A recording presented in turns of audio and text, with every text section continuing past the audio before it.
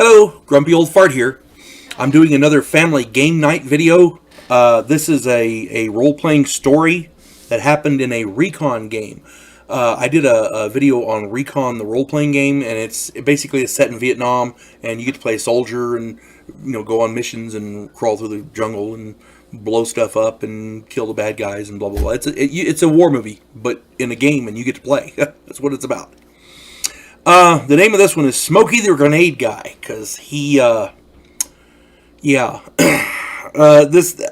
was running a game years ago, and this guy wanted to play, and he seemed pretty intelligent and pretty easygoing, so I was like, okay, no problem. And he said he'd never played in a game before. I found out later that was not true. However, at the time, that's what I thought, because that's what he told me.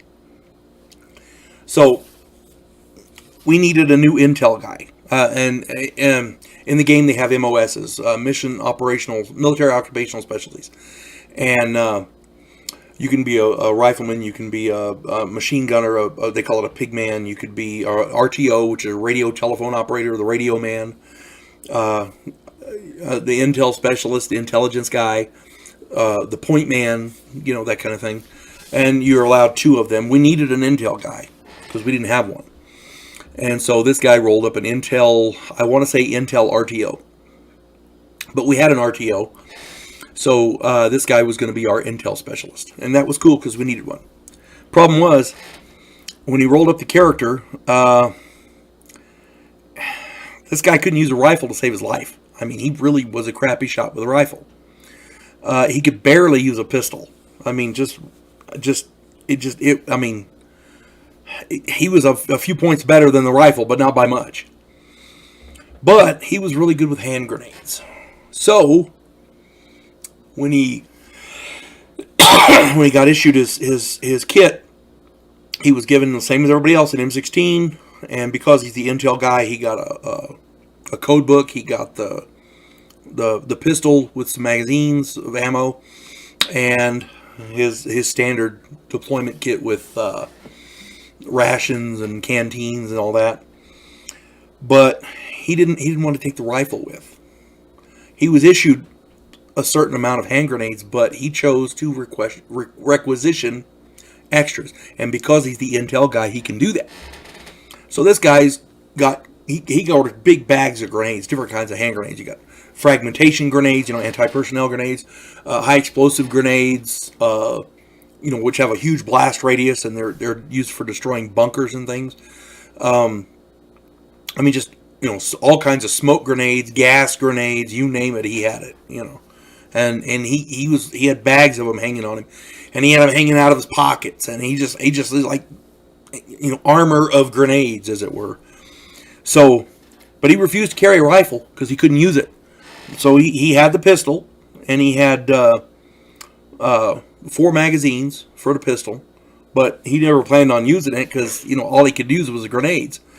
So, as I recall, if I remember correctly, he had something like 86 grenades hanging off of his body in various places. And this was, bags, pockets, off his belt. I mean, just, everywhere. He had a bandolier with grenades hanging on it. I mean, it's just grenades hanging off of him left and right. So I had already set up the mission, and they had already started on the mission when this guy showed up. So he showed up, and they were airlifting in some people to the fire base. Excuse me. And this guy was on the helicopter. Excuse me. And so the mission was they had to find and eliminate an enemy outpost.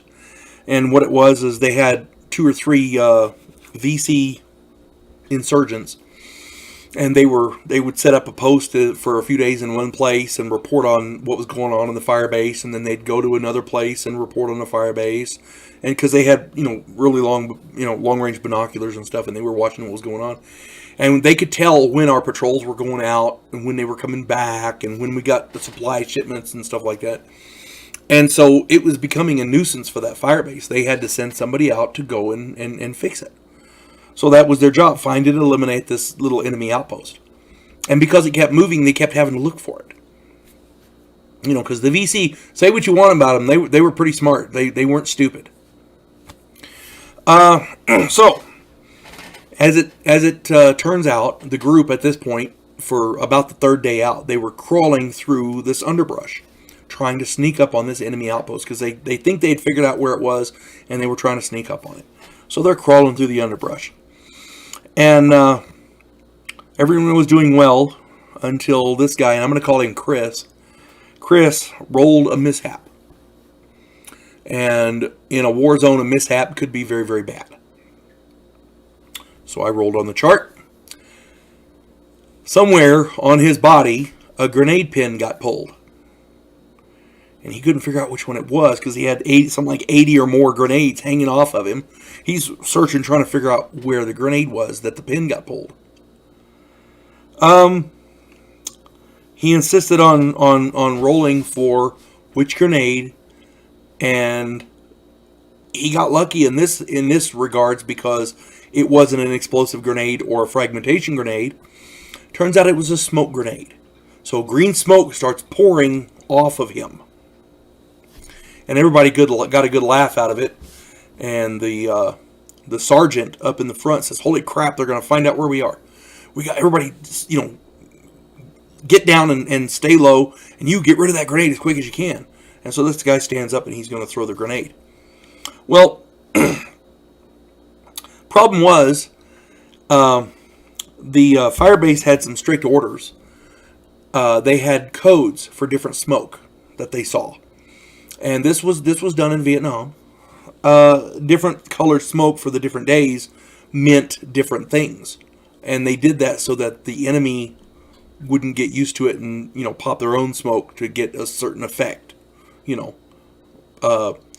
We need a supply drop at this point for green smoke, and then the enemy uses it and you give them some supplies, that kind of thing.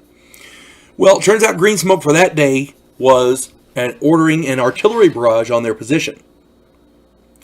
So the fire base wheeled its 155 millimeter howitzers around and completed and basically obliterated the group. Everybody died because this guy didn't want to carry a rifle. Smoky the grenade guy. He 155 millimeter howitzers just destroyed the entire group. A brace of 4 of them, just the whole area gone. And they all had to make up new characters, and nobody was real fond of Chris that day, let me tell you. But that's what, stuff like that happens in games. You can't ignore it, and it's funny. And the good part is, it's just a game. They're just characters, okay? You can always make up a new one. You folks have a good day. God bless one and all.